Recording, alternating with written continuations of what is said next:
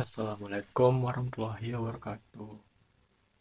Perkenalkan, nama saya Diat Seroga dengan NIM 2413659. Saya akan menjelaskan atau memaparkan hasil identifikasi zona bahaya banjir, bandang atau flash flood dengan studi kasus di daerah aliran sungai Kurang Tengku, Kabupaten Aceh Besar. Analisis ini menggunakan sistem GIS dan metode wave overlay untuk memetakan risiko wilayah tersebut. Tugas ini saya kerjakan untuk memenuhi persyaratan mata kuliah aplikasi sistem informasi geografis. Nah, Kurung Tengku memiliki riwayat bencana yang berulang, tercatat pada tahun 1987 dan tahun 2000 dan yang cukup parah itu di tahun 2013, di mana banjir membawa material padat setinggi 1 hingga 3 meter. Tantangan utamanya adalah wilayah ini merupakan ungauged catchment atau buta data, karena tidak ada tersedianya alat ukur curah hujan atau debit sungai yang memadai. Secara teori, banjir bandang ini bukan hanya soal hujan. Ini adalah interaksi kompleks antara 3 faktor, yaitu metodologi, curah hujan tinggi, geomorfologi, bentuk lahan dan kemiringan, serta hidrologi, yaitu respon aliran air atau runoff. Untuk metodenya yaitu menggunakan wave overlay untuk mendiagnosis risiko di tengah keterbatasan data lapangan. Ini menggunakan teknik wave overlay, yaitu menggabungkan berbagai peta digital seperti parameter curah hujan, jenis tanah, dan topografi, di mana faktor diberi bobot sesuai kontribusinya terhadap risiko banjir. Untuk alur penelitiannya itu dimulai dari pengumpulan data satelit dan DEM, serta data hujan historis. Data tersebut diproses melalui analisis hidrograf satuan CSC, TSCS, atau YASCO, menghitung laju erosi, yang kemudian dianalisis dengan faktor keamanan untuk menghasilkan peta zonasi air. Itu ada analisis topografi DEM. Fondasi utama analisis kami adalah Digital Elevation Model atau DM.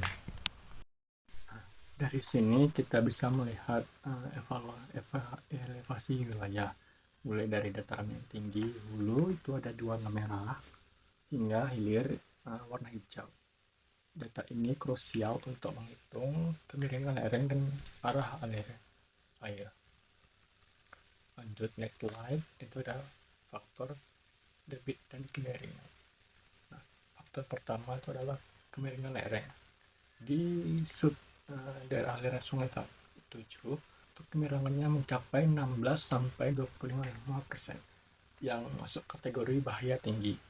Lereng curam ini membuat cepat waktu konsentrasi air menuju outlet debit. Puncak spesifik mencapai 6 hingga 25 meter kubik per detik per kilometer persegi. Lanjut, itu ada faktor kedua yaitu bentuk DHS atau daerah aliran sungainya. Itu juga sangat berpengaruh.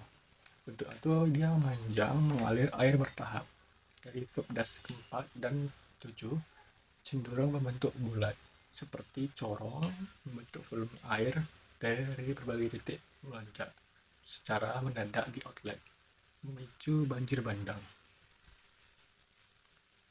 Nah, di slide 9 yaitu faktor 3, itu ada potensi sumbangan alami. Lebih dari 52% wilayah ini memiliki potensi perbandingan alami di percabangan sungai. Skenario-nya yaitu material longsor atau kayu menahan air sementara. Lalu ketika tekanan memuncak, bendungan ini mengalami jebol dan mengirimkan gelombang air bah yang dahsyat ke hilir. Lanjut atau faktor 4 itu erosi dan stabilitas tebing. Kondisi geoteknik di subdas 2 dan 4 juga kritis dan dengan laju erosi mencapai 165.562,8 ton per hektar per tahun. Faktor keamanan tebing atau F tercatat di bawah 1,07, yang artinya tebing sungai sangat mudah longsor.